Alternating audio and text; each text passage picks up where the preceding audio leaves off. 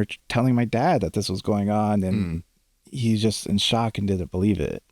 And you didn't believe it. It continued to go on. Or even, like, I remember that one day the garage door was open and there was a lady walking across the street, and I was screaming, "Help me, help me." And the dude grabbed my arm and pulled me into the basement, and the lady just looked and kept walking. Domino, motherfuckers, what's happening? All right, so back up in this bitch for another one. This is Connecticut's most controversial podcast. Too loud for you? This is the Domino Effect, and as always, I go by the name of Domino. Appreciate y'all for tuning in. Appreciate y'all for being here. So we got G on the balls as usual, Retro behind the lens as usual, and the guest I have today, I want to say from the moment I met him, I knew he was special, and I ain't been fucking wrong since, right? I ain't been let down yet. It's the only person I personally know that has died and lived to tell the tale.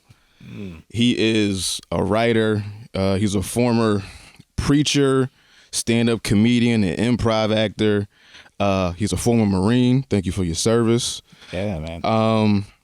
Now his latest venture, he's a fucking hypnotist. I don't know how, I don't know why, but he's a journeyman of sorts. Yeah. Ladies and gentlemen, this is Ryan Dejonghe.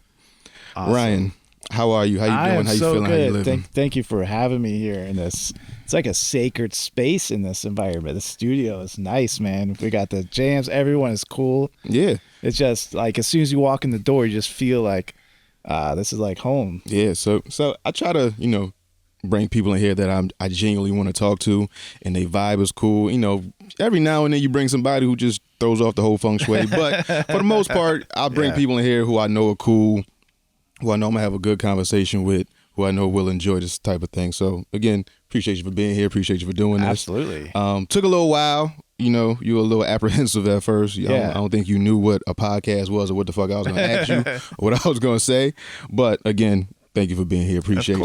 Of course. Yeah, so quick story of how I met Ryan. So I told the story before a bunch of times. So I've been wanting to do stand-up comedy for a while, didn't actually know how to get into it, right? So I would go down to the open mics at the Stress Factory, and I would just sit there not knowing that you can actually like sign up and get time or whatever, right? So one night I'm at the Stress Factory, and I see somebody I work with. And I say, don't I recognize you from work? And this, that, and the third. And it turns out he was running a comedy class. I had no clue he did fucking comedy. Never talked to him at work. Never thought twice. I heard, around the office he was funny, but I never knew it was, I do stand up and I do this for a living funny. So I signed up for the class. Now, I initially signed up for the class, I knew I wasn't going to learn shit about comedy, but I knew I was going to meet some interesting people and make some connections, right? So I signed up for the class, somebody I work with, is running it. So there's some familiarity. And then I walk into the class. First person I meet is Ryan. Ryan gets up, introduces himself. He says, "Hey, I'm Ryan." I say, "Hey, I'm Kev." And then I think I reached out to shake his hand. He was like, "Can I have a hug?" I gave him a fucking hug. I was like, I know what type of person this is now. Yeah. I know that you're like you came off as like a genuinely nice person. You didn't mean no ill will towards nobody. And I got that just from meeting you for them 5 seconds. So gave him a hug. And then once he started doing comedy, we started, getting to know each other a little bit. I said, "Oh, this motherfucker's wilder than I thought." And then I heard the story a little bit, and I was like, I know there's more to it. I know there's more that I know if I dig a little deeper, there's a lot to it. And ever since then, I was like, I gotta interview this motherfucker because I know he got a story. I know it's something that happened in his life, whether it be yesterday or years down the line or whatever. He has a bunch of ideas. He has a bunch of insight, and he's been through some shit. But the thing, what initially brought you to comedy? I want to say, like, was that like a escape for you? Was it like, did you see comedy as like armor to like shield the facade of you? Like what? Well, it's a journey, brother. So you mentioned the death experience. And so what I experienced in that place was the Bible talks about this perfect peace that's beyond understanding, beyond words. It's this place where you have no responsibilities. It's perfect peace, no bills to pay, no stress, no war. And it was a place where I was no one but everyone at the same time. Mm. It was a place where I was nowhere but everywhere at the same time. Mm. It was a place of infinite possibility. Mm. And so when I came back, when they revived me, Mm-hmm. I had two questions. One, what's my purpose? Mm-hmm. Because the doctor said my chances of survival was 4%. And so, okay, so why am I back here? And the next question was, how do I tap into that place without having to die to get there? Can I walk this earth and have unlimited potential? Now, when you were revived, were you kind of upset that you were brought back because you just felt such? Because every time I hear somebody that has, survived death in a way, when they come back, they're kind of not upset that they were brought back, but they felt such peace and such like just tranquility. It was like, you should have just left me there. Well, let me ask, how does it feel to wake from a dream? It's kind of surreal. Like I feel like everything that I dreamed happened, but it's just like, oh, I wake up and I'm in the same spot that I fell asleep in. Right. The Tibetans, they say it's waking up from one dream into another. So do you feel like this is like your second life? Do you feel like this is your second chance? Do you? It is a rebirth. Yeah. It is a rebirth. A rebirth. And to realizing the rebirth, even in Christian, being born again, it's the same thing. It's being born into that realization of who you are. Mm-hmm. As a child, and that's why Jesus says, come the little children, because even looking at it from a science perspective of hypnosis, your subconscious is open as a child. You're open to suggestion, just like you're open to the possibilities of Santa Claus. And you believe Santa is real, and you believe God is real. And yet somewhere along the line, these voices from outside of us, of society, says, Santa's not real. God's not real. This possibility, creating a studio like this is not going to happen. It's impossible. And yet when you get that rebirth, you realize things are possible. And that's where I'm at now, is what else is possible? Mm. Now, did anything about death seem surprisingly normal?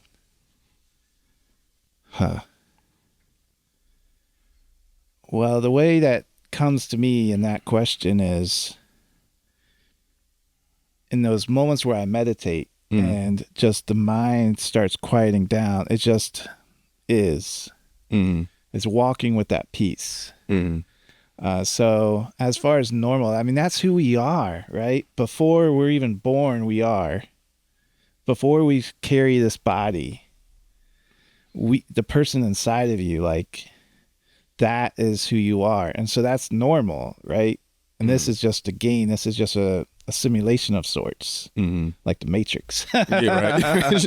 Yeah. Now, has your sense of what a bad day is changed since then? It's evolved. It's evolved. Okay, yeah. Right. Like right now I'm reading this book called The Course of Miracles, and it's every day for 365 days you read a selection. It's crazy how that book came about.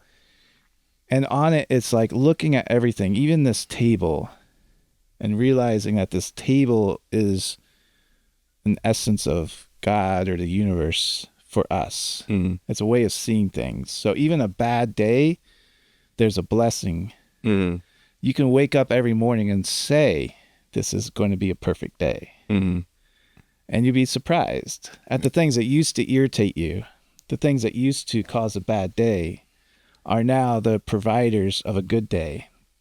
For instance, going back to Tibetans, they have these prayer wheels. I don't know if you've seen them in Tibet. Huge wheels with Sanskrit written on them. And inside the wheels are little pieces of paper written with the same phrase. It's Om Mani Padme Hum is the phrase in Sanskrit. And it's just filled with thousands of pieces of paper in this big drum. And they spin it thousands of times a day and just say Om Mani Padme Hum, Om Mani Padme Hum. So it's like they're saying millions of prayers a day. And what that phrase translate is the jewel is in the lotus. And what that means is when you look at a lotus flower, it's buried in the shit of the world. It's buried in mud. It's buried in literal shit. And yet it blossoms and it floats to the top of it. So the jewel of life is found within the shit. Yeah. So a bad day is your blessing. Mm-hmm. It's a teacher. It's a lover. Mm-hmm. It's an expression of life and how you can move at one with it. Yeah, I always see quotes like that where it's like, you're not having a bad day, you're having a bad like 3 minutes, or you're having like a bad 2 seconds, where it's like, it's just inconvenient, it's uncomfortable for this time, but it doesn't take like the 24-hour spectrum for you to be like, no, this the whole day is throwing the shit now. Yeah, exactly. I saw this millionaire online. He took this big stack of money. I forget how much. I think it was like $34,000 or maybe it was more, but it represented $1 for every minute of the day. And so he had this big stack of money on the table, and someone came by and stole $10. He's like, now that person stole $10. Should I just knock it off the table? Yeah, should I negate this? The day is over now. All my minutes are wasted because of that 10 minutes. It's just 10 minutes. You have all this other wealth in your day to create. And I notice a lot of times too that people suffer from like, oh, this thing is happening to just me. Why me? Like either they look to the sky or they look at their past decisions that brought them here. It was like, why is this happening to me right now? And people don't know that. Listen, it could be way worse. Like you're complaining about, oh, your car broke down. Somebody don't have a car. Yeah. Somebody don't have a bike. Somebody don't have skates. Somebody don't have legs. In the extreme case, but it's like, you worried about something so minute that can be fixed, and it's like you should be thankful that you had a car that broke down. Right. So that's a great analogy, because in every situation there is a blessing. And it's sometimes difficult as humans to realize that. Yet the car breaks down and there's a blessing somewhere in there. Just look for it.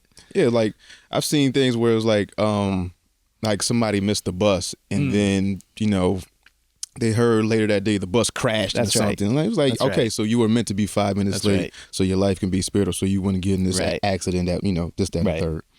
Or if your car breaks down and the tow truck driver comes down, like for instance, for me in that scenario, right? My car, the battery died. I was stuck somewhere. AAA guy comes by. You know what? He was going through it that day. He said he was feeling down, almost suicidal because he's going through a divorce. And it was my chance to send a little love to him. So my car breaking down was a chance to share to someone that they're loved, that needed to hear the message that they are loved. And he didn't know that it would come from somebody he was actually helping. Neither did I. Exactly, right? I could have sat there and be like, why, God, why? Or even in my death situation.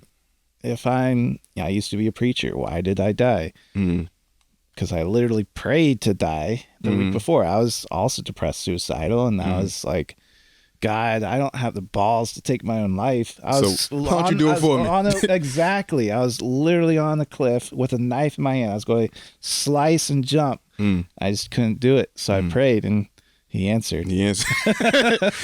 Careful what you wish for type shit. Right. Now, you actually died from cardiac arrest, which is way different than a heart attack. So what is, I guess, the difference? Yeah, good question. And bravo for you knowing, because a lot of times on the movies you see cardiac arrest and you equate it with a heart attack. Heart attack is a plumbing issue of the heart.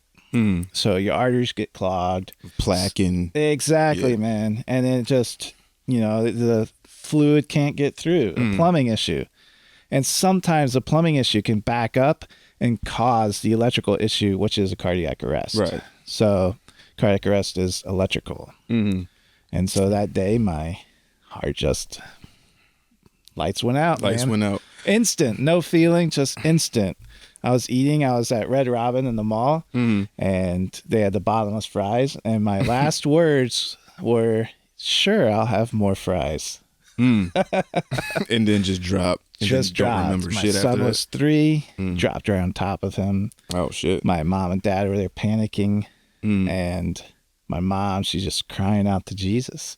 Jesus, don't let him die. Jesus, don't let him die, And some dude came over and embraced her and then turned her away. And when they shocked me back the first time, he's like, the Lord answered your prayer. And then poof, no one saw the dude. Like they looked around to thank him. Not there, man. And the Bible says we entertain angels unaware. That means there are pieces of the universe here in our life around us that we may not see that serve us and want the best for us. It's for your highest good, whatever that may be. Yeah. Wow. That got to be pretty traumatic for your kid and your mom to see.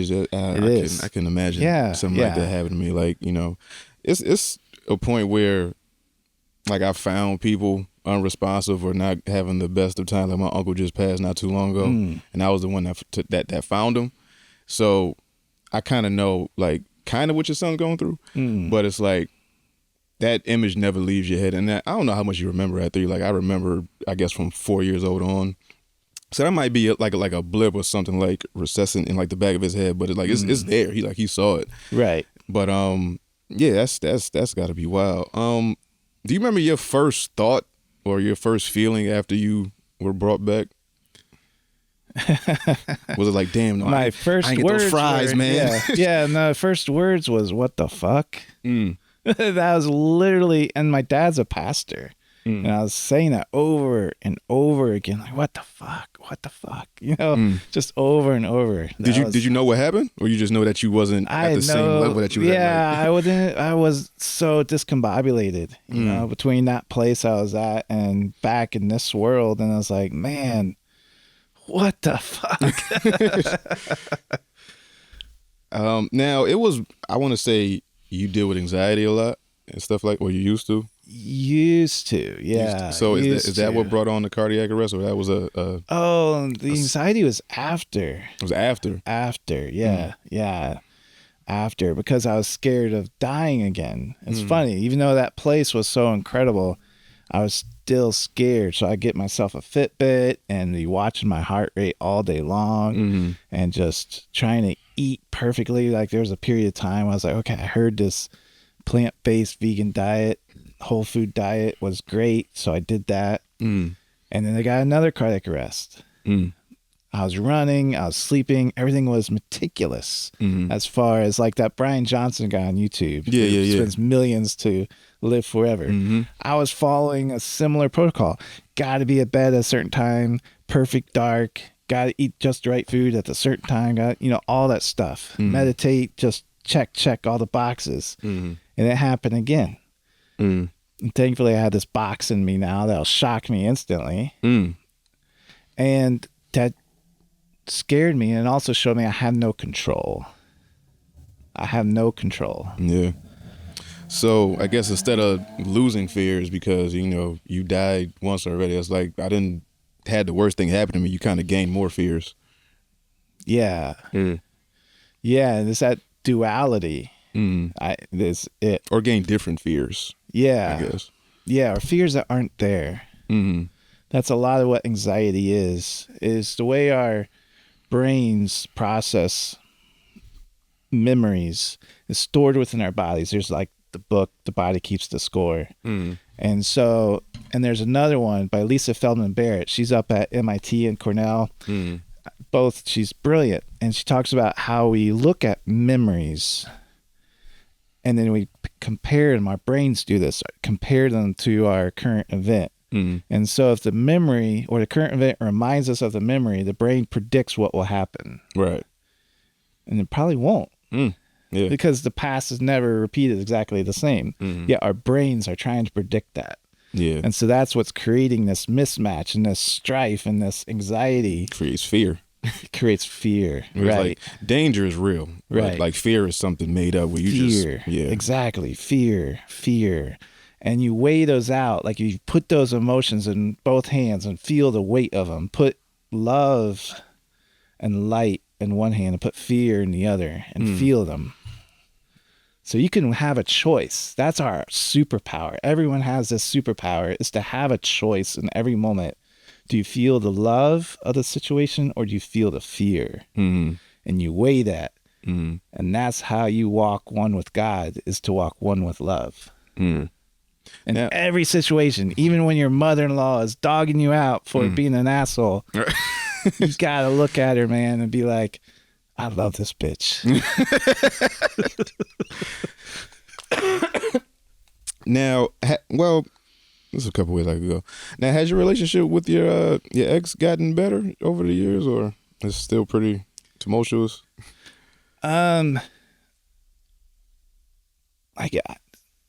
It's forgotten for me. You know, the strife for me is wishing the other side would just let go and move on with their life and find the healing they need. That's my prayer for. And I have many exes, brother. Yeah, I mean, but it's like the ex-wife and stuff like that. Yeah, it's like the in-laws and stuff there's like that. a lot of court battles there, right? A lot of court, a lot of, like you said, strife and that legal system. And yet, I found peace, right? And it's funny because for a while, the strife affects the kids. And so my daughter lives with me and my son lives with my ex. And for a while, he wouldn't talk to me for years and years. And as I go on this journey of finding love, because I wasn't always this way, and I'm still working on it. I'm not perfect. I'm still working on it. But as I move forward with it, it just heals on its own. And one night, I was dreaming, and it just this voice came out, said, just text your son. I woke up, texted him, I love you. I'm here if you need me. And he responded for the first time in 2 years. So I was like, damn, that's cool. Yeah, because a lot of times you don't know what that's brought on by. It could be resentment that mom and dad aren't in the same house, or she could be feeding them bullshit, saying like the worst things about you when it's like, that's not the case. Yeah. Or it's just like, you know, I don't know how old he is, so I'm going to guess he was like a teenager at this point. Yeah. So it's like the teenage angst of like, you know, being angry, not knowing why you're angry, not having your dad, you know, a father figure to look up to every day. Yeah. So it's like, I don't know what to do, so I'm just mad. I'm not going to talk to him. But then you break the ice, and I was like, oh my God, I love you, Dad. Just break that wall. Break the wall, yeah. Now, you've mentioned God a lot. Have you always been religious or this religious? So I was raised in the Methodist church, and so I wouldn't say, I was always curious. Like I would pray and hope. Or I see this televangelist on TV after school. I forget his name. Benny Hill. Who's a comedian? Benny Hinn's one's a comedian and one is a television evangelist. But Hill sounds familiar. I'm not sure of his first name. So I think Benny Hinn is the one he wore a white suit and he would say, I'm going to hold my hands to the screen and heal you. Bullshit. Yeah, exactly. Okay. So I'm like, okay, I have acne. So I'm going to be like, all right, heal my acne. Heal my acne. Yeah. And he said, okay, now for this to work, you got to send in a check. The recommended amount is $10,000, but whatever you got. 10,000 is fucking I'm like, crazy. well, maybe, so I was always searching. I would go through, and I even became a minister then.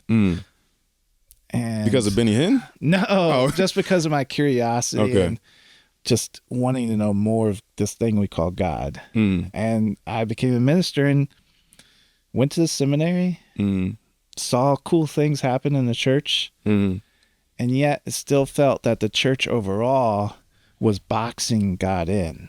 And so kind of full circle, that's one way I got into comedy, is like, I knew of God, I was curious of God, yet it felt like Jesus says, these works and greater shall you do. Jesus said, feed the poor, feed the hungry. All these things that Jesus said, looking around, and it wasn't happening in the church.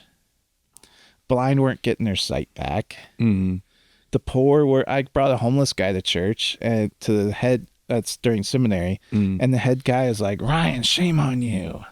And I borrowed a car to go get the guy to bring him to church.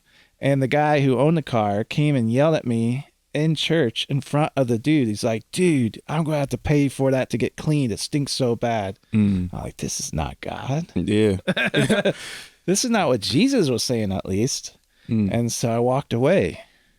And then downhill, depression, dying, and then finding my way back.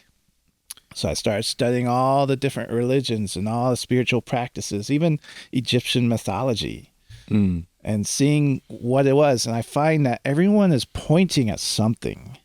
Yet we get so wrapped up in who's doing the pointing. Right. Oh, Muhammad's pointing or Jesus is pointing.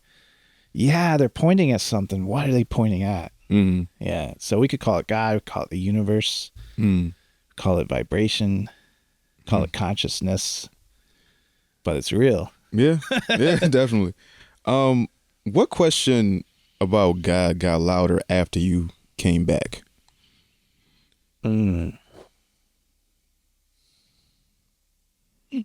That's a good question. The thing that pops in my mind is, did God create us in his image, or did we create him in ours? That's a bar. Yeah. Yeah, did we create what we wanted him to be, or did he actually create? Yeah. Yeah. Yeah. Yeah. And so what kind of opened my eyes to answer some of that is it's these things called the Gnostic text and the early stages of the church. So I don't know if your listeners, viewers know, Jesus talked a lot about the Sadducees and the Pharisees, our two Jewish sects during that time. Jesus was an Essene. He was a different sect. And the Egyptians called the Essenes therapeutai, or healers. And they believed in something different. And so they were also the scribes of the time. They were the historians, and they would document what would happen. And so a lot of what they documented about Jesus was put in what's called Coptic text. That's the type of, it's an involvement from hieroglyphics of the Egyptians. And so they would write it down, and they put it on this papyrus and these scrolls, like the Dead Sea Scrolls. Yeah. And they would, because of the persecution at the time, they would hide that away because it was being destroyed. And so the books that we know, Matthew, Mark, Luke, John, they were all in these texts. And there's other books too, such as a book from Mary Magdalene and Thomas. They wrote these other books. And these books were found in the cave, I think it was 1945 in Egypt. And they included all the Gospels and these other books. And it was funny because Mary Magdalene was on it. The disciples saw what Jesus was saying as literal, like there's a kingdom that we're going to inherit. And yet Mary Magdalene says the kingdom is here. It's within you. And even it's funny because they made a movie about those books with Joaquin Phoenix. He played Jesus. What was that? The movie is called Mary Magdalene. Oh, okay. And Joaquin Phoenix plays Jesus. And so a lot of that is contradictory with some of what Paul is saying. And you may remember my comedy thing about taking the Bible and ripping pages out. Yeah, I remember that one. Yeah. You do some wild shit on stage. I was like, this motherfucker got something. Like, if he can stick the landing, he got something. Yeah. And often there was no landing. Yeah, it was a lot of freestyle shit that you did up there where I was like, because I remember one showcase we did where it was like, I'm just gonna go up there and wing it. I was like, you sure? He was like, yeah, I got this. And you started doing that shit. You started ripping pages out the Bible and just it got crazy. Yeah. I remember this group of black women on the front row. They were a church. They were from a church, and they were not happy. No, you can't be fucking doing that. I'm gonna desecrate the Bible right in front of me. Right. It's funny how we get so wrapped up in just paper. And words on paper. But a sacred text is holy text, and how dare you, white man, do that? Exactly. And it's funny because someone else told them to believe those words of Paul. Like, Jesus never said, in order to get to heaven, you need to believe that I died for your sins. Confess my name. He never said that. Jesus didn't say pay tithe. Jesus didn't say you got to do X, Y, Z. Paul, who's a lover of the law and was persecuting people, killing them and beating them and putting them in jail for the law, said, oh, this Jesus thing's, I like it, man. So here's my version. See, that's why I don't fuck with religion the way I do, is because the way y'all be playing with Jesus in my face. Where it's like, you got to go to church, you got to present a certain way, you got to offer tithes, you got to do all this unnecessary shit for somebody that's omnipresent. Like, I don't get why I need to go to church. I don't get why I need to, give this physical form money. Like, I don't. It's just a certain, and then it's like, we can't even agree on how the motherfucker look, let alone like what we should believe and what we shouldn't, what's sacred, what's not. Old Testament, New Testament. I'm like, listen, it's too much for me. If I die and I get to meet him, Yeah. whatever it is, this higher being. Like, I believe in a higher power. I just don't believe in what y'all been force feeding me. Yeah, that's it, man. And at the end of the day, one of my favorite verses, it's in Psalms, just be still and know that I am Lord. Or be still and know I am God. Mm. And it talks about that still small voice, right? Because a lot of times church, TikTok, people at home, family members, they're loud, man. They're loud. Even your inner voice sometimes is loud. It says, you're no good. You can't do this, blah, blah, blah. Yeah, if you just sit still and listen, there's a quiet voice that says, anything is possible because I love you and this is all for you. This is your playground. Have fun and know that you're loved. Right. That's what I try to tell my kids and my friends sometime when they're like spiraling. I'm like, all right, let's stop. All right, let's calm down. Let's forget everything. Just sit and let's just censor how we're feeling right now. And then let's take one step at a time, one thing at a time, and then we can move from there. It's all this like, I got to do this right now. Oh, but this is in the way, or I owe this, or this needs fixing. I'm like, okay, just stop. Let's relax, because this stress, this anxiety ain't gonna do nobody no good. Right. Let's just fucking be still. Let's sit with our thoughts. Let's take it one step at a time, one day at a time, 1 week at a time, whatever we gotta do. Let's just do that and not do what you've been doing. Yeah. Yeah. So it's that pattern interrupt. And I wonder, I would love to see a study of this, because right now as we're talking, you get the people here putting on this nice music in their headphones. I don't know if anyone listening can hear it, but I'm hearing I mean, in the playback they won't, but yeah. But so I got this nice music. It's a nice welcoming environment. It's a safe space. So I'm wondering if a study, theoretically, I think I know what would happen. You have a group of people that go to a church. Pick any church you want. And then you have a group of people that come in here and just close their eyes and listen to this music. And over the course of, let's say, a month, compare those two people. Who will be more godlike when you meet them on the street? Right. Because they're centered, they're calm, they know themselves, they've had conversation with themselves. I don't think enough people have like an inner monologue. Like, I don't think so. They have sometimes that inner monologue just is shit. Sometimes it's shit. Sometimes it helps you in more ways than you know. Yeah. Now, is this something that you used to preach that you now see differently? Oh yeah, man. I mean, I used to preach all the stuff. It was dividing, right? Like, you need to pay your tithes or you're going to go to hell. Even the church, one of the church I belonged to, was talking to women like, you have to listen to the man. You have to be straight. You can't wear makeup. You can't watch movies with F-bombs in it. All these rules, man. And I used to preach that. And it's funny though, because as I look back on the time as a preacher, there was two scenarios. One would be, I would do hardcore studying, look up the original Greek of the word, look up the Hebrew, like really analyze it. And I present that into the church and it'd just be a dead service. And yet when I went and I just felt this peace, something, and I wrote down just maybe a verse that spoke to me. I got there, so I was like, I don't know where this is going, but something telling me to say this verse and just talk on it. And I get chills now thinking about it, because people would be healed. People would be moved. Lives would be made better. And it wasn't my words. It was words coming from me. It's like when God told Moses, go speak in front of Pharaoh. And now keep in mind, Moses had a stutter. Right. All right. So, he's already overthinking it.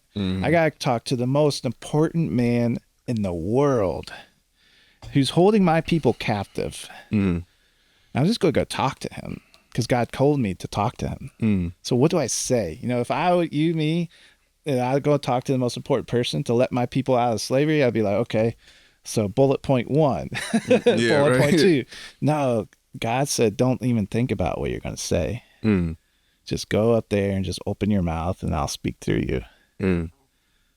Now, what advice aged the worst? What? What advice aged the worst? What advice ages the worst? Age the worst, like that you gave to somebody or somebody gave to you in the church or a word or something that just after a while you like, no, I don't really cling on to this the way I did in the beginning. Man. I think I was always cool with saying, I don't know. Mm-hmm. So I don't have a recollection of what advice. It'd be more modern, like even in the last I don't know, it's a great answer. year. Yeah. Because some people try to like pontificate him like, no, I'm going to just pull something out there. Like, nah, I don't know. I can't recall right now. It's cool. Yeah. Well, even in the moment, like when you ask that question, I'm thinking about people that I've sat with who've come to me. Like one in particular, for whatever reason, the first thing came to my mind is this man who just felt like he was never perfect because his mom felt like he was never perfect. She'd be always like, you're getting straight A's, but you're not trying hard enough. Just be always on his ass. And here he is, grown as a man, away from his mom, and still he has his mom with him, telling him that he's not good enough. And I don't recall quoting a specific like dogma, like, well, if you like bow 5 times and crawl on your hands and knees and do this, that's, even then I felt like I don't know what's going on, but I do know that God loves you. And that's always been who I am, saying I don't know the answers. What I do know is just this little piece of truth within me. Now, do you feel like you were, I guess, chosen? Because you ever think of like, why do these thoughts come to me? Why do I feel compelled to speak the way I do? Why? Just why? Why me? Why funny. Ryan? Why this lifetime? Yeah. Sometimes I more look at others. Like on my podcast, I have people come on doing some incredible things. And this one woman, so there's like a lineage of healers. And then, so for instance, this one man, he's just old man. He just puts his hand on your shoulders and puts his hands one side on each of your ears. Doesn't even touch your ears, just puts them there like an energy. And then he says, have a good trip. And you, like, for 45 minutes, you go on this psychedelic experience just from him saying, have a good trip. I don't understand it. I don't understand what's going on there. And yet people like Jesus, like miracles come from this dude. Like there's a church in Montreal where he was, and there's crutches outside, and he doesn't show it like that guy I was watching growing up. He doesn't charge. Like, it's like back then it was maybe $40. $40 Crazy. For a 45-minute experience. And people were healed of cancer. Someone said he even rose a guy from the dead. I don't know if that's true or not, because whatever it is, was it a defibrillator or was it like hands-on? And the story of that was Kevin Gates did that shit. He started a car with his hands. I don't know what to believe no more. Yeah, exactly. I don't know, though. There are enough people saying similar stories about this person, and so the question in my mind is, can anyone be able to heal like that? And that's where I'm at with this hypnosis stuff. Is I think anyone can, and there's just something, like, for instance, in Reiki, the thing where you put your hand over someone and heal them.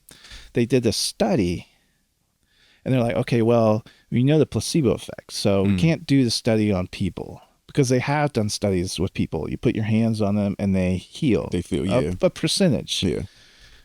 And then they're like, well, what if we did it on mice? So they inject the mouse with cancer or something that will expedite the cancer. They will get cancer. And so they had some mice over here and some mice over here, and they did their hand-on healing. Sent them just loving thoughts. I send you, little mousy man, little Mickey Mouse, thoughts of love and light. And you know what? Those mice were cured. Not all of them, but a lot of them had spontaneous remission of their tumors. The mice doesn't know what you're doing. The mice don't know what the fuck you doing. But yet, the cancer I don't feel away. well. Now I feel better. Yeah. What happened? Yeah. I don't know, man. And yet, anyone can do it. Right. I think it's holding that love and that fear. You talk about that fear. And if you're saying to yourself, and just hold someone. Because again, going back to this guy named Jesus, right? It's funny how when you look at Jesus versus you take away Paul and just look at Jesus, it makes a lot more sense. Because Jesus didn't teach all this stuff that Paul says. Like, oh, if this couple is fighting, kick him out of the church. You know, he's all these rules and regulations that he established. And yet Jesus said, just be love, be present, be the voice of God on earth. Now, what got you to hypnosis? Before I ask that, what do people misunderstand about hypnosis? Oh, yeah. I think a lot of people are scared that it's mind control.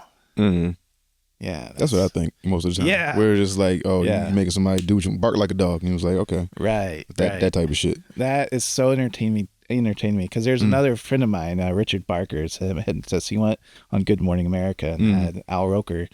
The first time he couldn't get Al Roker to go. The second visit, Al Roker, every time he said weather, Al Roker would howl. Howl like you're a wolf at the moon. And then so he's like, hey, Al, what do you do? I'm a weatherman. Now, see, I don't be knowing shit like that is fake, where like people just going along with the bid, or it's just like that's really like some like I did that and I'm making you do that until I say stop. Right. And then here's the funny thing: it's a hypnotist isn't a puppet master.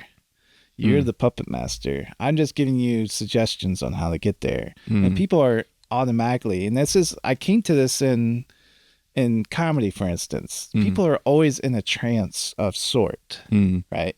And so my theory back then doing comedy was people come to the show in a trance already. Either they got in a fight with their spouse or their partner, they couldn't find parking, they're running late, they got bills to pay. Then there's the loop. That's what's happening in the brain, is this loop. 90% of the thoughts we think today are the same thoughts we had yesterday. Yeah. And the day before. It's the same shit. And so my idea was, what if we break the trance at the door? Shake their hands, laugh with them, joke around, and all of a sudden they're like, oh, this is weird and unexpected. And all of a sudden, the comedy show does a whole lot better. Yeah. People will be asking me on some of my shows I produce, like, I don't know how you do it, Ryan. I was like, well, I don't either. I just know break their trance at the door and then they have a good time. Yes, it seems like that. You, like I said in the beginning, you seem like a genuine, nice person, and you were, I don't want to say bred for something like this, but you're needed. Whereas like we're all in our thoughts. We, have that fear where we go into something with a preconceived notion, and you just come in and just break that cycle. Like, hey, let me just throw this roadblock in there. Hey, how you doing? Make them laugh. Do this, that, and the third, and it just sends you off into like a more tranquil, I guess, happier state. Yeah. I mean, we're all searching for like happiness every day. We want that dopamine high, but we want it constantly. But it's just like life don't work out like that. But then you come in and provide that dopamine high, whether it be for a second or it be for the next few days. It's like that guy, he really made an impression on me. Yeah. Somehow, some way. Like whether he just said hi when I was feeling down, or he made me laugh when I didn't feel like fucking laughing. Yeah. So that's it, man. Yeah. And you say, how did I get into hypnosis? It's all from that point of death. Well, really, even in childhood, like I remember being 8 years old, and I didn't have there's moments that were rough, like being sexually abused, being like drugged down against my will, grabbed by the arm and pulled into the basement, like. Yeah, that was shit you like. So real quick. Yeah. The shit you used to joke about, it wasn't funny. It was just very jarring and very honest, and I felt like you wanted the people to join in on this. Like you purposely made people uncomfortable without having a punchline a lot of the times, and I was just like, "Yo, what the fuck is?" Like you would joke about molestation, I guess rape, suicide, fucking something about the Marines, and I'm like, what the fuck is Ryan doing? The Marines, like, man. what's happening? Like, I think you said you witnessed somebody's suicide or something like that, or like something. I don't know. I'll let you tell your story. But it was the most jarring shit where I was like, I don't know what brand of comedy this is, but I'm along for the ride until he figures it out. Like I was trying to figure it out. I was trying to be with you, but once you got into like, I guess his name was Mike, the guy. What was the guy that? Oh yeah, Big Dick Mike. See, it was like, dog, what the fuck is happening? Yeah, but man. Yeah, it was. Yeah, I'm sorry. That dude's. I think he's dead now. Good. Like, he had brutally murdered his wife and was in jail. Mm-hmm. I think he ended up getting killed in jail. Mm-hmm. Yeah, but yeah, so we talk about the darkness early on in childhood, and yet somehow the light found me. I remember finding these cassettes as plastic and peeling the plastic open, and the cassettes were embedded in the plastic, and you pull them out. It's Tony Robbins, man, and I just listened to that over and over. Awaken the Giant Within and all that good stuff. And I guess that was kind of programming me to, like, is there a way to escape the darkness? Like, I didn't have control of someone dragging me into the basement, but I did have a control over the light which I saw. And it reminds me of Viktor Frankl and writing The Man's Search for Meaning, that book where he was in the concentration camp. And the same thing, like, how do you find love and lightness and happiness in a concentration camp? Same type of thing. Right. Finding your meaning.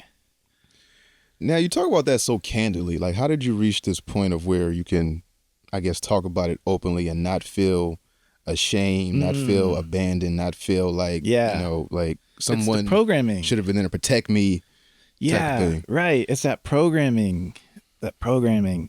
So even like the story in my head is, I remember telling my dad that this was going on, and he's just in shock and didn't believe it. And you so didn't believe it. It continued to go on. Or even like, I remember that one day the garage door was open and there was a lady walking across the street, and I was screaming, "Help me, help me." And the dude grabbed my arm and pulled me into the basement, and the lady just looked and kept walking. I was like, damn, you know, we could sit and stew over that. And part of memories are never 100% accurate. Never. So the way you remember it may not be, it just may be a traumatic response to how your brain wants you to remember it, so it doesn't fuck you up completely. It's the way your brain just goes haywire. Yeah, and for a moment, and other things might trigger me. Like, I might see a lady walking across the street and the garage door's open, and maybe that'll trigger me. Yeah, we can reprogram those memories. And by reprogramming, it's like, man, how do I phrase this? Like, just looking at it differently, looking at, this was a lesson, and this made me who I am, and this made me have sympathy on people that aren't where I'm at right now, and that everyone deserves love. Even if I can't physically be there and love them, I can send love, and it does work. Like, they did this experiment where this group of people were in Philadelphia, and they gathered together to send love to Washington, D.C. And during the time that they were sending love to Washington, D.C., they looked at the stats. Violent crime was down, rape was down, murder was down. It's like, no one sent a memo to DC and said, hey, stop killing, stop raping. Exactly. It's just, there's something about when people gather together, like, yes, you can be effective on your own, yet gathering together and holding space like we are here now in the studio. It's a gathering of spirits, and we're sending love. Right. Just a mass of love. Just, we're sending it that way. That's right. Hopefully it reaches there and it has a positive effect, or just, you know, we see something from it. And it changes. It literally changes. And a lot of people are like, well, if God exists and why does war exist? It's because we created it. Anytime you're stuck in traffic or pissed off at someone, you're sending hate out into the universe. Yeah. And that hate accumulates and forms war. Look at Gandhi, man. The English Empire was in there with weapons. And this motherfucker was just like, I'm going to love you, man. And they left. I have no idea how that happened. How do you get people, an army of people with weapons to leave your country, and like, you don't have any weapons? She's like, no. Yeah. I'm just, all right. He said no. So we leave. No. Okay, goodbye. Yeah, we'll leave your resources alone now. Yeah, what happened? Why you didn't take it over? He said no. Exactly. It's beyond our understanding, but it works. Now, do you think that those situations made you, I guess, the love and the light that you are to other people? Whereas, like, you wanted to, I guess you wanted to, you know, take a negative and turn it into a positive. Well, I wasn't loved or protected, and I want to be there for other people. At first, I was going to say, I don't know. And now the question resonates with looking back. I realized that through it all, like, I've always been loved. Mm-hmm. The phrase I like to say is the universe has always had my back. Mm-hmm. And I believe it's always had your back. You're sitting here today. You've been through some hard shit. Mm-hmm. And you've gotten through it. Yeah. And now look, you're sitting in the studio. It's cold outside. It's cozy inside. Mm-hmm. People around here are just engaged and interested and feeling the vibe. Yeah, you never know. Maybe you feeling goosebumps. I don't know. You never know if you're going to get through it or when you're going to get through it. But somehow, once you look back on it, you're just like, oh, shit, that did happen. And now I'm here. I don't know how it happened. I just took it day by day. And hopefully you learned something about it. I mean, hopefully everything you go through, you take a little bit of something from it, Right. be it, good, bad, or indifferent. You take something that carries with you the rest of your life. Now, you were a Marine. Now, Right. what, I guess, made you go into the Army? I guess, what the fuck made you want to be a Marine? Yeah. So that's a funny story. In high school, I was really into politics, especially being a Republican, like Rush Limbaugh. I was official ditto head. Mm-hmm. I was campaigning for George Bush, door knocking as a kid, saying, you vote for this dude, like into it. And I wanted to be just like J.D. Vance is now. Yeah. I wanted to be a guy from Ohio, join the Marines, go into legal, and become a U.S. Senator. That was what I wanted to do. And I got into Ohio State University. I wanted to get an education. Originally, you're from Ohio, right? Yeah. Yeah. And then my dad's like, this lady sued me, got to file bankruptcy. And I didn't know I could still go to college, but I was like, oh, I don't know what the fuck I'm going to do. And I was sitting at home playing Minecraft on my computer, listening to Rod Stewart, just chilling. And then recruiter, ring, ring, ring. I pick up the phone. And like one of the first questions he asks, how much do you weigh? I'm like, I don't know. I told him what I weighed, and he's like, oh, you're a big dude. You must be a superstar or a football star, buffing me up. Yeah, And I'm yeah. like, oh, this makes me feel good. Yeah. And then before I start, I'm like, imagine, I remember they had the swords on the back, on the trucks, the few, the proud, and you get a sword, man, and those sharp blue uniforms with a blood stripe on it. I'm like, man, I would look badass in that.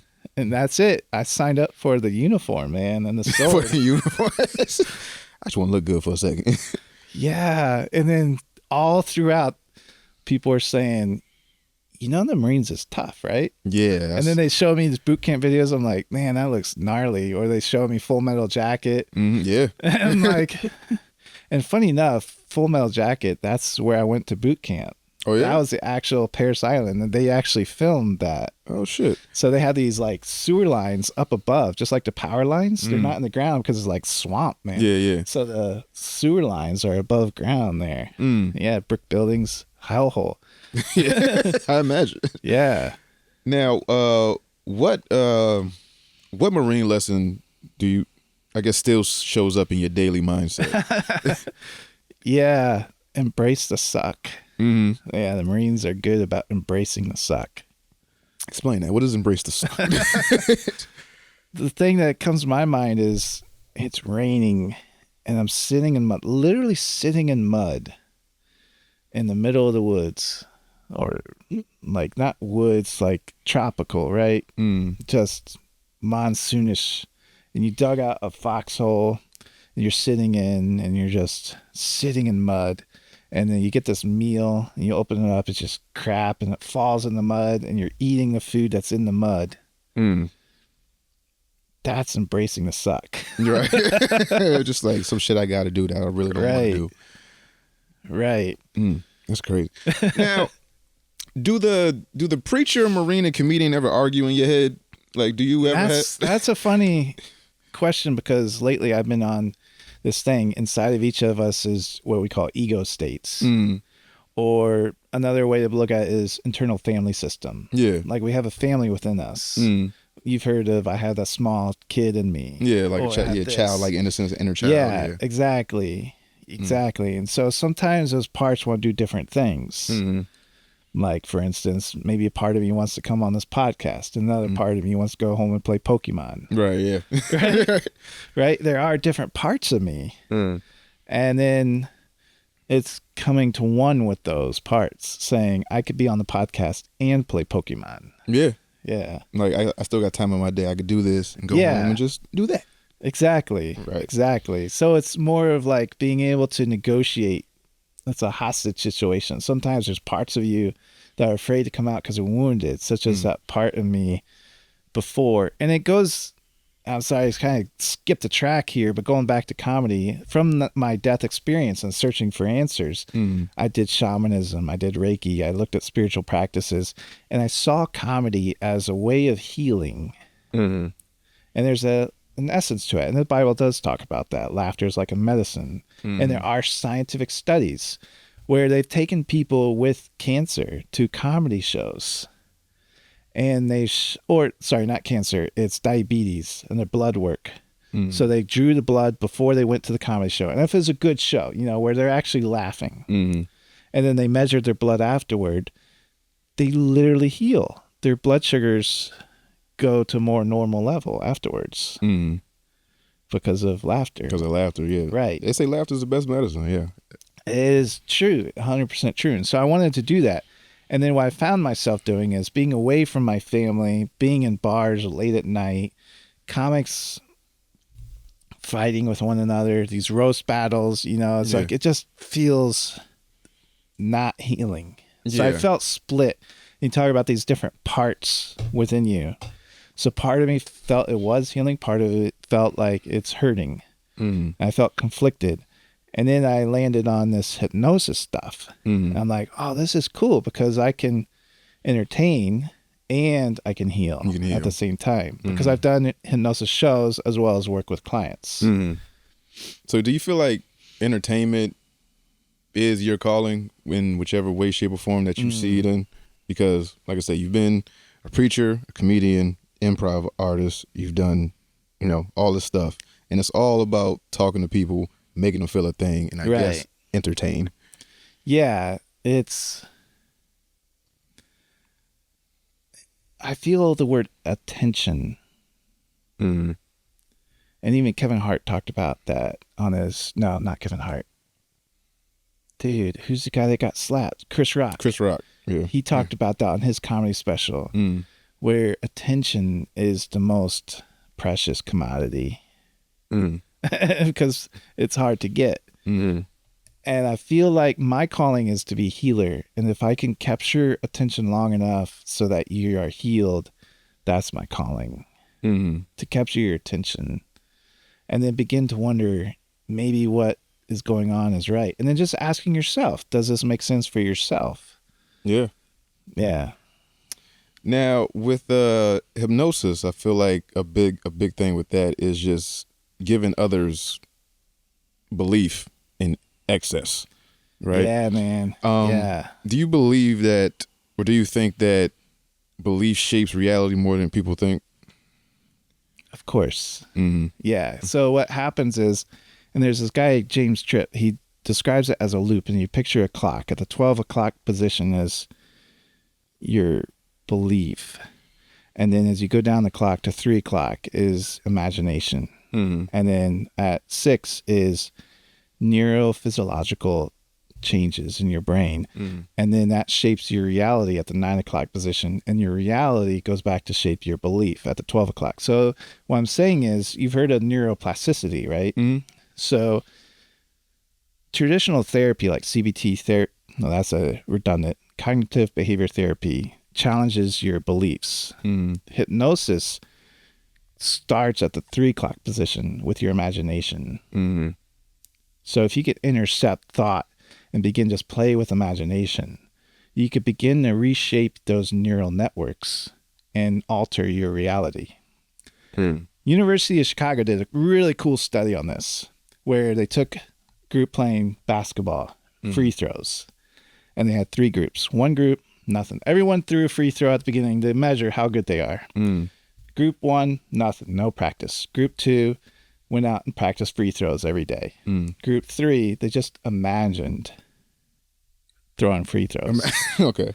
They never touched a basketball during the study. Mm-hmm. They sat at home and just imagined what it would be like to pick up a basketball, kind of arch it a little bit, bend your legs, throw it. That group had a 23% increase in their ability to free throw. The group that was out practicing every day increased by 24%. Very similar numbers of touching a basketball or just imagining. Just imagining. Yeah. And it's because they create, and rock stars do this, superstar athletes do this, they imagine. Like if you see it in your mind first, then you can. Right. Imagine accomplish catching it. the ball and Imagine weaving in and out and duking and getting that touchdown. Imagine throwing it, seeing it go through the net, however many times you need to. And then once you actually do it, it's like, oh, I've seen this scenario because I've practiced it in my mind 1,000 times. So this isn't foreign to me. Yeah. Yeah, so I don't have belief of missing. I have belief like, oh, I've seen this before. Right. It's kind of like building muscle memory without actually moving. That's what it is, muscle man. Your brain. That's neuroplasticity. It's building that possibility and letting it draw to you. Yeah. And can I show you a cool trick? Sure. I brought a trick with me. Sure, I would love to see it. I would love to fucking see this. Yeah. Okay. Cool. All right. So what I like to do in my hypnosis shows, I show them a little mentalism trick, a little magic trick. I'll let you choose the whole process here. I got a deck of cards, and I got this, what you have no idea, in this black envelope. What do you choose? See, that seems more intriguing because I know what's in the deck of cards, but do you? No, but this black thing. Yeah. Okay. Yeah, I want that. All right. Cool, man. Yeah. So in this, you may have seen Ghostbusters. For those just listening, I'll describe it to you. In Ghostbusters, they show these ESP cards. They have these signs like star, square, wiggly lines, plus sign, or circle. So I have a set for you, and I have a set for me. Okay. What I'm going to do is, now we haven't chatted for, I don't know how long. Yeah. Years. It's been a while. Yeah. But I feel like I know you. Okay. Know you well enough that I can make a prediction. Okay. Here. We'll put the rest of the cards here, away from that. Okay. Now, with this prediction, I'm just going to put it on top of those cards and put them in this crappy looking envelope. And what I'm going to do is I'm going to pull out one card at a time. And you tell me when to stop. It's your shape, the one that resonates with you. Okay. Because I know you. Okay. Like, first one, there's 5. First one is a circle. You want to keep going, you stop there. Keep going. You have a choice. No, keep going. At all times. And yet I know your choice. Plus sign. Keep going. Keep going. Wiggly sign. Stop. Stop at the wiggly sign. Okay, so you could have me stop at the circle or the plus sign, or you told me the wiggly sign, or I could have stopped at that star, or I could have stopped at that square. There's one card left, brother. It better not be. And you chose This motherfucker. the squiggly line. And yet, not only Okay. not only do I All right. know you, because before I came, I only chose the squiggly line because all the other cards are blank. All right. Now, how the fuck do you do something like that? But here it is. You begin to wonder at what's How do you real. do something like that? Well, this is the thing. It's that intermix of what's real and what's not. And I ask you now just to hold this card with your 2 fingers like this. Okay. Yeah. Now, I want you to imagine on that card is something worth looking at. It's a blank card, but can you imagine it on the card? I'm trying to think of something. Sure, yeah. Cool. Maybe it's your wife because you love looking at her. Okay. So whatever it is that you're looking at, imagine looking through it as if you could see my hand behind the card. So you're looking through it and keep looking at it for a moment. And just to begin to imagine what it'd be like to have glue spreading in your fingers. I wonder what the glue would feel like. I wonder if even the glue would have a sound like as it seals. And you just imagine that glue sticking your fingers together now. And you begin to keep looking at that card and imagine. In just a moment, I want you to try in a moment to open your finger. And you'll find that the more you try, the more your fingers begin to get stuck together. Now, go ahead and try. And the more you try, the more they're stuck. That's okay. That's okay, because what happens with a lot of people, and you'll see this on my YouTube channel, is that their fingers will get stuck. And like, was I supposed to do it slower? Was I supposed to? it doesn't matter. It doesn't matter. Yeah, just for some people, their fingers get stuck. And then the whole point is they're already confused. Like, okay, is this a trick? Is this real? Is this what's going on? But my fingers are actually getting stuck. And then I'm like, release your fingers. And if your mind could get your fingers stuck, what can your mind get unstuck in your life right now? I had a question about that. Let me see if I can find it real quick. Oh, you've been stalking me on my YouTube. No, I've been doing a lot of shit. I've been wanting to ask you about God is gay. I've been wanting to ask you about the love cult, all type of shit. All type of shit. Yeah, my ex-wife's lawyer also wanted to ask about the love cult in court. So what the fuck is the love cult? Like, what was it? What was the premise behind that? What was the psyche behind that? So I don't know if you've obviously heard of Freud, and there's Carl Jung, and there's another contemporary. This I think he's from Russia, but he landed in Germany, Gurdjieff. And he would go and teach about meditation in a coffee shop, a loud coffee shop, and he would make people lean in. And so it's kind of and he would like go and party at night and stuff. So I was like kind of like the anti-meditation dude, like the anti-guru. And so it's like just weird art in a way. So we literally went to a bar, and the bar was a private club, so it didn't have much business. You walk into the basement, there was the bar, and we just would talk about cool shit, like that jewel and the lotus type of thing. You need the shit to grow and be beautiful, and stuff like that. And it was like just being weird for weird's sake, because the love cult had me, and I think it had like the American flag and an eagle and a bunch of women in bikinis, and it was like, come to Ryan's love cult. Yeah.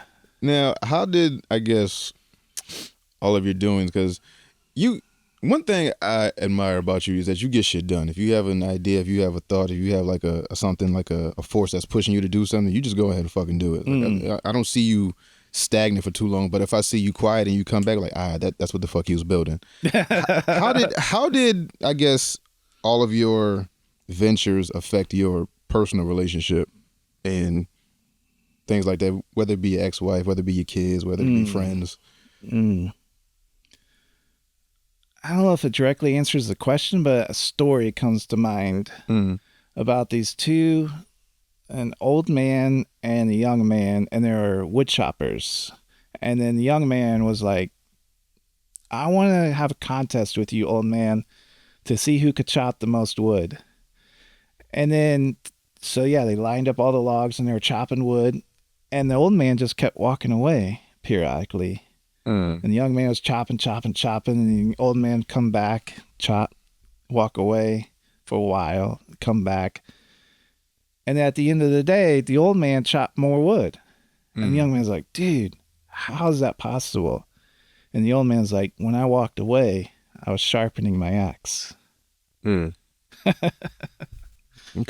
Yeah. And you feel like that was more beneficial for you to go sharpen your axe rather than, I guess, sit and keep doing this loop of yeah, the loop. Yeah, the loop. Yeah, the loop. I don't really know. It feels like with Tai Chi, for instance, where you just feel that energy where it pulls you. I find the more that I try to force something to happen, the further it gets away. Right. That goes with everything. Right. Yeah. And then when I just let go, then it happens. That's even with the hypnosis. Like, I put out ads and I say, do this, and I do it just like all the marketers tell me to do it. And it just doesn't feel good. It doesn't work out right. And then when I just say, you know what, this is my intention. I feel like someone or something has put it in my heart to do it. And then it feels blessed that way. Now, I watched a couple of your YouTube videos about the hypnosis and stuff like that. And, it seems that like you give some stuff away for free and some stuff is a paid service, right? And we had the conversation about the preachers and the pulpit and asking for tithes and all that stuff. Yeah. Do you feel like that it's kind of contradictory to actually like have someone pay for healing or hypnosis? I when you love said that question. Yeah, because just recently I've changed my model. So tomorrow and the next day I'll send it out to all. I have thousands of people on my mailing list. And I'll send it out. I said, big announcement. I'm no longer charging because it feels contradictory. I'll put out a donation box and I'll say, feel free, whether you see me or not, whether you get healed or not. Just if you feel within you, compelled. Yeah. And I don't want to pressure you. I just want to encourage you, do whatever you feel, whether you donate to me or whether you donate somewhere else, whether you feel like you want to buy a cup of coffee for the person behind you, whatever it is. And it all goes back to one of my favorite books is the Bible. And I know I'm kind of going all over the place. Oh, no, that's good. I love shit like this. Yeah. One of my favorite books of the Bible is written by James, who is the half-brother of Jesus. So Jesus was born, according to the Bible, of a Virgin Mary. She went on and married Joseph and had more kids. One of those kids was James. So imagine being Jesus's little brother. Growing up, you know you're going to hear it. Why can't you be more like Jesus? Right. Turn the water into wine. Why can't you be like Jesus? Yeah, what did you do? You can't even put your shoes on the right feet. You're right. Your sandals. The sandals are pretty easy. Right. Simple shit. Yeah. Well, why do you put your right sandal on and now the thong is in between your pinky toe? It's like shit. Yeah. And so James wrote the definition of sin. To the person, to him that knows to do good and does it not, to that person it is sin. Right. It's enlightening.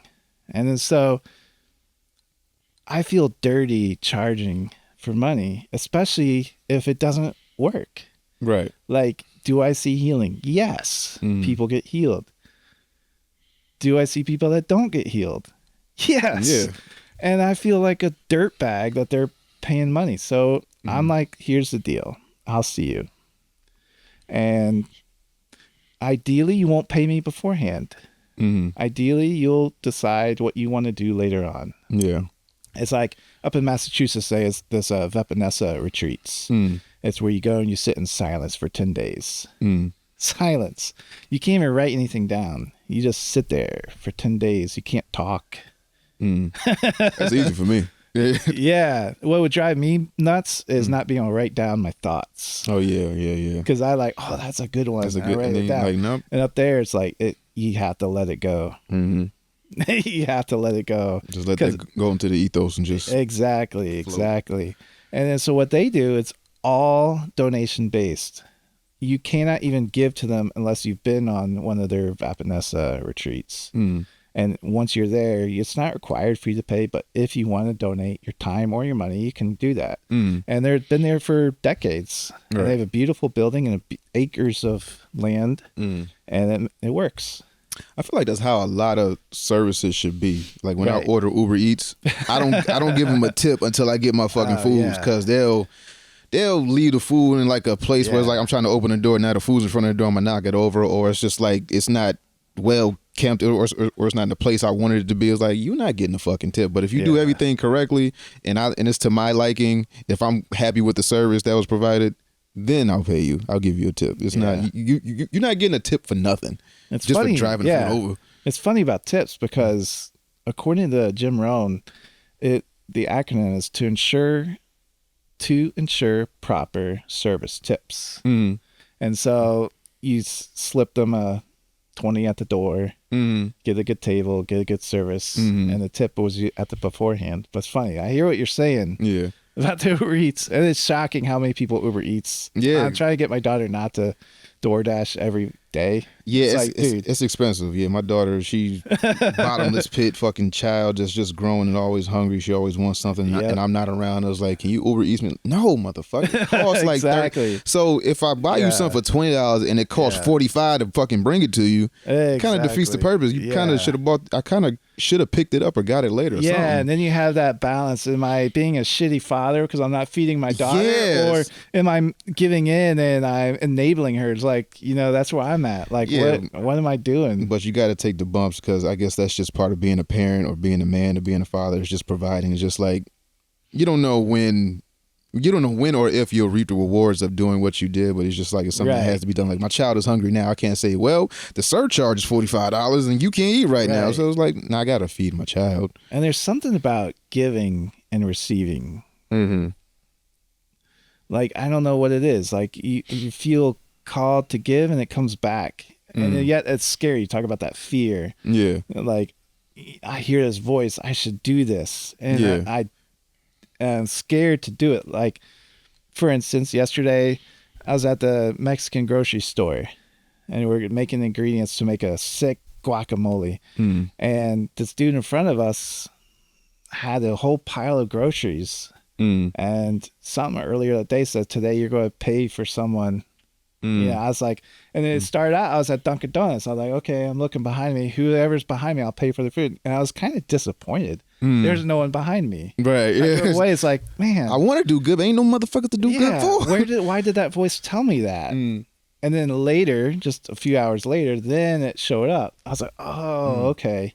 It wasn't supposed to be at that place. It was supposed to be here. And then so reluctantly, I put in my card, like, fine, I'll pay theirs too, you know, whatever it is. And then all these blessings start coming in immediately. Like the cashier's like, wow, that's so cool. Because what you didn't know is that guy just got a little bit of money for the day and couldn't, you know, whatever. And then so the cashiers started giving us extra food for free. And then guys were opening the door and saying, God bless you. Like I was the Pope or something. You're right. Like, because they don't see stuff like that every day. And I hate it in the reverse where like people give something expecting something. They don't just give out the kindness of their heart. Yeah. Like if you, I guess, give a homeless person money. You're like, all right, so my karma's coming now. When's it going to come? Am I going to get, free gas when I go to the gas station? Am I going to find $20 on the floor that I just gave something? I hate that shit. I hate that we live in a society that kind of like almost craves that or like needs that, where it's like, all right, I did good. Now where's mine? Yep. Where's my Ryan? Yeah. Something like that.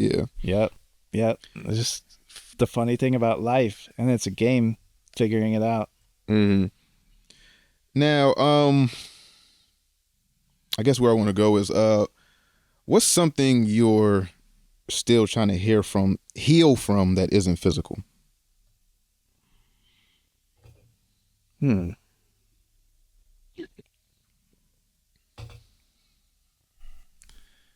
I guess the thing is my belief. It's hard because when there's someone in front of me that needs healing, it hurts me if they don't get healed. And I feel like it's my fault. Yet when they're healed, I know it's not my fault that they got healed either. It's not me that heals them. So I guess that's the one I want to be healed from, is that understanding of why it happens and sometimes why it doesn't happen. Because I want to do my best. I want to do whatever my part is to encourage good outcomes for other people. Whatever your calling is, I guess. Yeah, whatever is in their life, whether they need, you mentioned that physical healing. If you need physical healing, I want to help. If you need emotional healing, I want to help. And I have helped and I can help. And yet sometimes that's the thing that bothers me is, did I do everything I could for the other person? And I want to be able to sit with that wholly and be like, I did my part. I showed up. I was who I needed to be in that moment for that person. Now, have you been hypnotized? I imagine like the hypnotist has to be hypnotized at some point. Like you have to know the feeling that you're giving out. Yeah. And again, it all goes back to, it's all hypnosis is self-hypnosis. So you're hypnotizing yourself in a way. You're allowing yourself to feel emotions, such as if you're at a sporting event and you get into that wave of emotion. That flow state of emotion. Yeah, the flow state. And like, for instance, like freestyle. I think that's a form of hypnosis, because when you're really in it, you're not sitting there thinking, I'm going to say this word because it rhymes with this word, or it sounds good, or it hits the right beat. It's coming from somewhere else. And it's that subconscious communication. Now, some people would argue hypnosis is attention, and some of it is just focused attention. Some of it is expectation. And the hypnosis so to answer your question, yes, I've been hypnotized, though I still almost doubt my skills in certain areas. Like, well, for instance, you just dropped the card, right? Yeah, like, right. Obviously, I can't control you. Right, I didn't know the outcome. Right. I know that when I do it on the street, about 90% of the people don't drop the card. Some people do. You and the rabbi I tried it on both dropped the card. It's Hey, I'm on par with the fucking rabbi. That's right. Yeah. The rabbi's like, what are you doing? I'm like, I'm doing this. He's like, oh, I want to try it. Okay. And then he looks at me, drops the card, makes eye contact with me, drops the card. Like, it is what it is. But then we had a good conversation about using hypnosis for porn addiction. So although the card stick didn't work, though another conversation ensued about what can we do? Can we help someone that has porn addiction recover and be able to find a new addiction in their life that's more productive and healing for them and their relationships? Right. Now, also something that we didn't touch on, which is weird because we just talked about porn addiction, but you used to do like church reviews and stuff like that. Yeah. So you used to go to different churches and I guess give them like a rating. And how many churches did you actually like review, I guess? I want to say it's 4 or 5. And my intention is to go to all faiths. Because in my journey of looking at religions, I feel like I know enough to be able to really stand out. Like the Black church in Bridgeport, like that was easy for me because I knew all the songs. I knew what they were doing. Like if I go, did you have to study before you went there, or is it something like you just had? Because I used to go to a church that was like that. So the spiritual songs, the gospel songs, right? So you didn't go in there and look like a fucking narc or something like that. Like, this motherfucker. Exactly. When I first went in, it was kind of like that. And then, fuck this big white boy. Yeah. But then when they're like, he set me free, you know, I was just dancing in the aisles with them, you know, like, and they're like, oh, okay. Yeah. Yeah. He's cool for now. Yeah. Yeah. Now, my ultimate goal is like go to Mecca and see the Kaaba and bow before it as a Muslim, because they won't let anyone, if you're not a Muslim, they won't let you in. All right. Okay. And I see myself as a Muslim because I talked before about in Christianity, they had the Jewish, they had the 3 sects, and Jesus was a scene, and later they became the Gnostics. And so I consider myself a Christian Gnostic. For Muslims, there's the Sufis, the ones that spin, right? They're the mystical ones. I see myself relating to that, like Rumi. Rumi was a Muslim. And I relate to a lot of what he says about the Quran. And so in that regard, I do believe now the vision of who they're praying to and the vision of who I'm praying to might be different, yet on the outside, it looks the same. Right. I guess I want to ask, like, with all these ventures that you do, like, what's your mission statement? What's your why, or why you do shit like this? Like, at first, I thought you said, "What's your missus thing?" No. She hates it. What's your mission statement as to why you do the shit that you do? Like, why you want to do the stuff that you do? Like, what's the goal? Like, what? Like, is it just understanding? Is it curiosity? Is it I have a message to get out there, or is like, what is it? Yeah, it's curiosity. I remember going on this retreat and they did this whole like seance like thing and sleep, food deprivation, and then like find out your inner essence. And my inner essence is playful curiosity. And so that's what I'm doing. I'm being curious about what's possible. And like, I want to see what's really driving me these days is healing people so they don't have to suffer like I suffered. And to tell them that you can be more than your suffering. That to me lights me up. When I see someone that was shrouded in darkness of their own thoughts come to the light of what their own life is and who they really are, to me, that feels like I'm at one with God. So you feel like a conduit, basically. Where it's like conduit, yeah. It's speaking through me. I'm just saying what I perceive my purpose to be is to take the word that I've been rained down with and just give it to you. And I feel like the chosen person to do that. It's a cosmic orgasm. Right. Let's see. I guess we'll get you out of here soon. So I got some rapid fire questions. You just All give me right, the first let's thing. do it. Give me the Yeah. first thing that comes to your mind. Peace or excitement? Peace, Discipline or freedom? freedom, Faith or logic? faith, Control or surrender? surrender, Purpose or happiness? purpose. Purpose. I like that. Now, But yeah, like my other answers. no, I love them. I love all of them. Because it all depends on, I guess, how you're feeling in the moment and what just sticks out to you once you hear it. Because some people might say, they want excitement, but they want discipline as well. I don't think the two go hand in hand. Faith over logic. That's a something that people grasp with. Where I tell my kids all the time, like, your feelings aren't facts. You could feel one way, and what's actually happening is, the truth. Yeah. And faith over logic was like, we can feel that, whether it be religious or whatever have you, that God's gonna, cure the cancer if I pray hard enough. But the logic is like, this medicine that's here on earth or the cancer is too far along and you might not have that long to live. It's like just logical stuff. I guess my final thing is, after everything you've lived through, who are you now compared to who you thought you'd be at this stage in your life?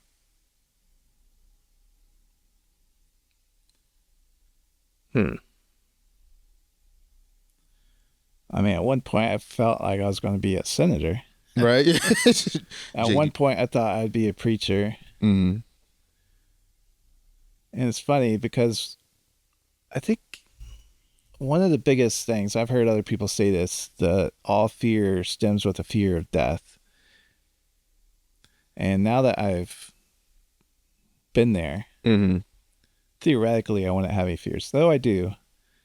And it's that fear that attached to ego, meaning that who you are. And then so there'd be times in my life where I just flushed my ego.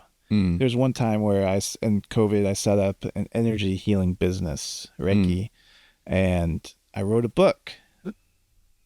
And it was produced and published, and there's copies out in the world right now. Mm-hmm. And yet, part of me was like, just flush the ego. And I destroyed every copy of the book I could find. I took it off of Amazon. Mm.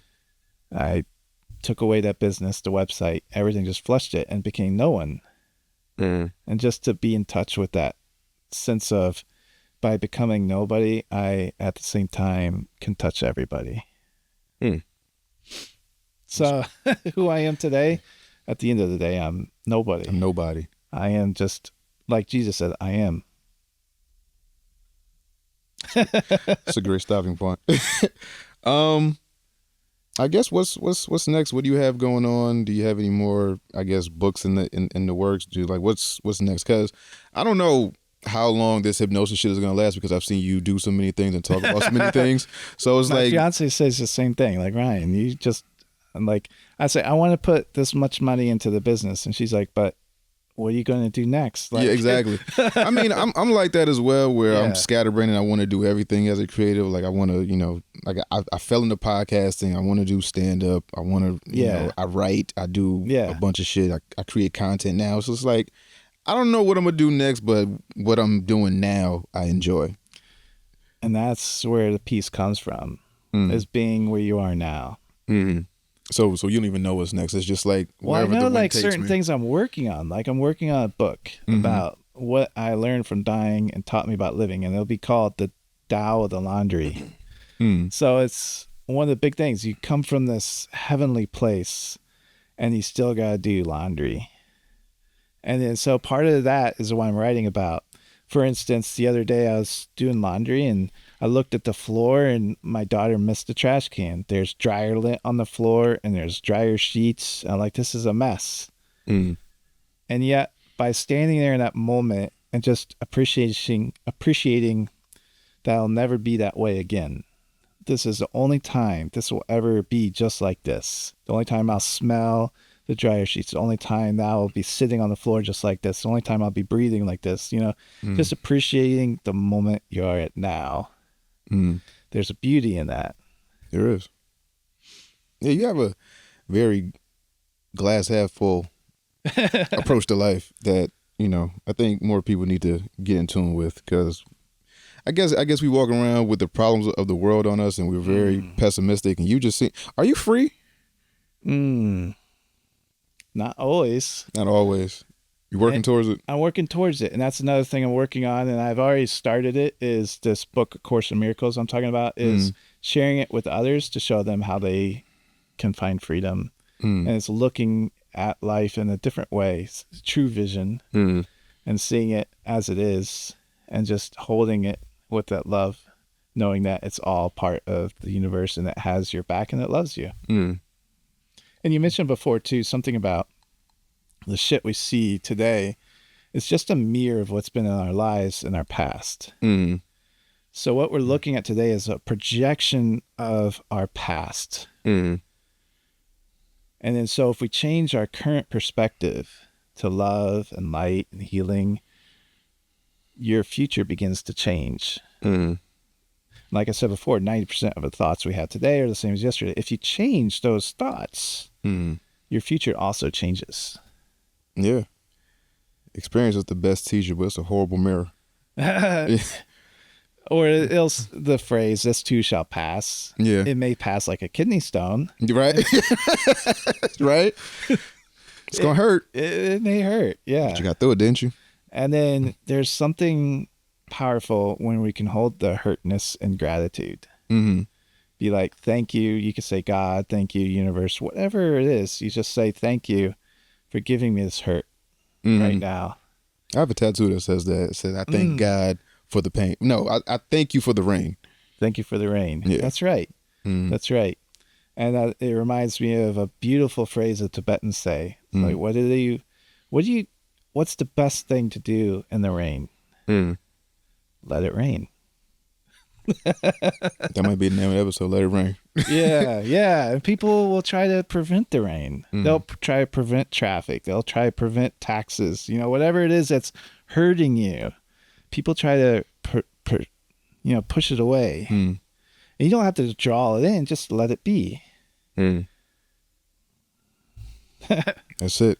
Promote yourself. Tell the people where they can find you. Facebook, Instagram, YouTube, all that cool shit. Trancewell.help. So trance, like you're in a trance. TRANCE. Well, like you're in a deep well. You're in this beautiful trance, and it heals you. Trancewell.help is the website. It's on my social media. That's where I'm at. That's where I can help heal.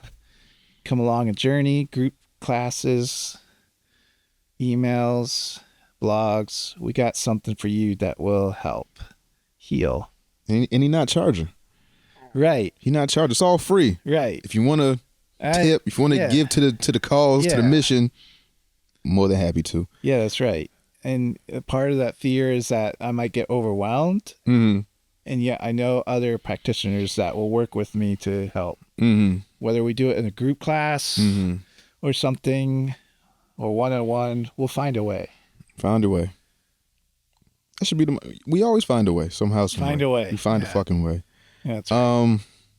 Thank you for this. Yeah, of course, man. I appreciate you. Yeah, it's like I said, it's been a long time coming. There's a lot of stuff I wanted to know about you. I feel like I didn't get to everything I wanted to, but I feel like I got enough, and I feel like the people got enough. If we can always come back. Maybe next year I'll be freestyling. He'll be check out my rhymes. If you start doing fucking music or something, man. If you start playing the bass, like you might get inspired by this shit and be like, hey, I was a hypnotist. Now I'm a fucking I already asked drummer. the guy. I put out in the universe a couple days ago. I'm looking for a guitar, acoustic guitar. I was at a Guitar Center yesterday, like do. I know some of the chords and some of the stuff. And I was there, and I was like, you know what? I'll just go trust the universe. It'll show up when it shows up. The fucking Journeyman, Ryan Dejonghe. So, yeah, man, that's it. So, one thing's for certain: we too much for these niggas and three much for these hoes. I have no idea what that means, but that's right. I go by the name of Domino. That is Ryan Dejonghe. And we're out of here. We're out of here. Look at you, and I know it's gonna be a love.